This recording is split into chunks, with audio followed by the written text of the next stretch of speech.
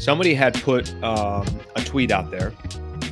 Then I read something that Brett Siegel, who does some work around the NBA, I think Clutch Points is what he does as well. Somebody had put out a tweet and said kind of what's going on with the Lakers. And he responded back, they're actively looking for a new defensive player on the perimeter / wing, which is not new news. We knew coming into the offseason, the Lakers had a couple of goals.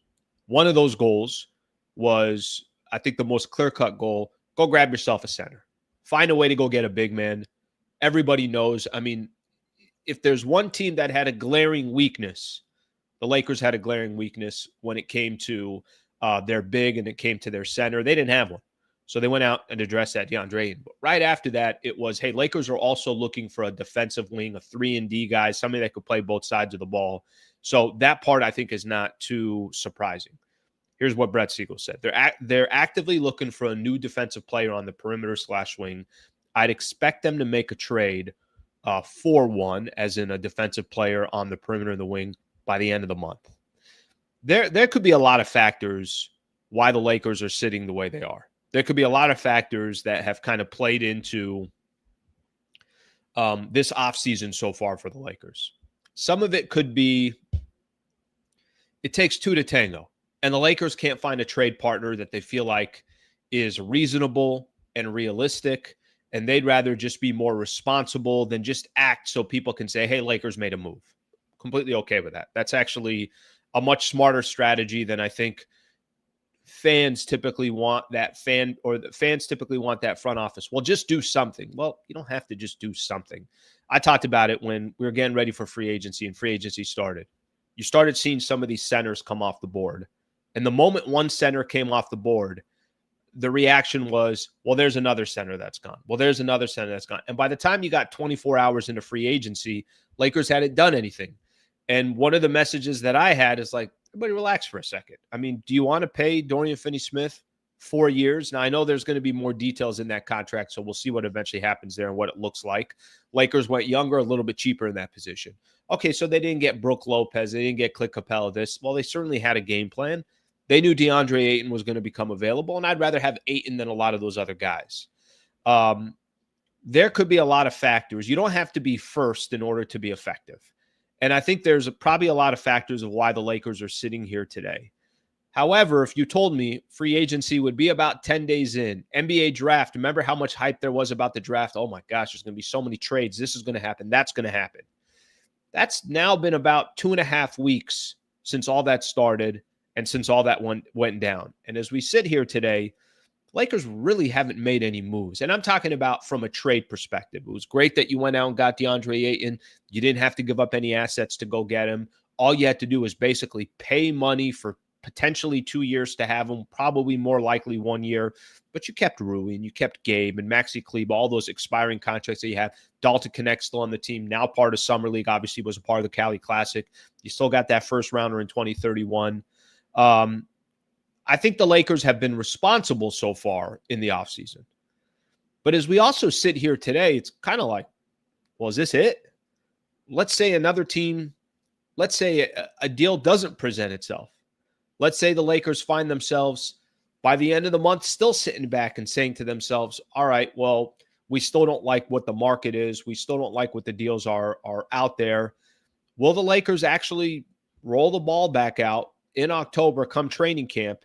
And this is basically the team that they've put together. If that is the case, it indicates a couple of things for me. Number one, it indicates that, like I said, the market wasn't impressive enough for the Lakers to go out there and give up real assets.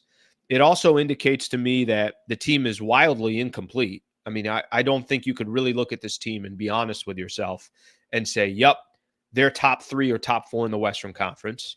Maybe if you really, really want to make a case, you could say they're top 4 in the Western Conference.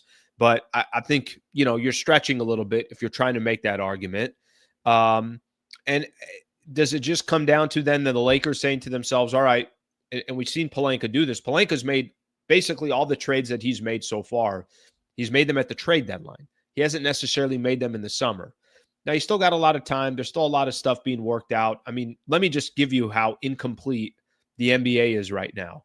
And maybe a lot of this just has to do with the structure of the NBA. Maybe a lot of this just has to do with this is today's NBA where it's a little bit more difficult to make deals, but Golden State Warriors are still trying to figure out what to do with Jonathan Kuminga. That could be something that plays out, and then there's a trickle effect to whatever that looks like. There's other teams out there that are still trying to figure out, is Miami going to hold on to Andrew Wiggins? Are there's still other pieces to be dropped that I think a lot of the times once one of those dominoes falls, Bradley Beal, does he end up with the Clippers? Does he end up whichever team that he ends up with? When that domino falls, does that mean now teams can start making moves again and there's going to be a little bit more action?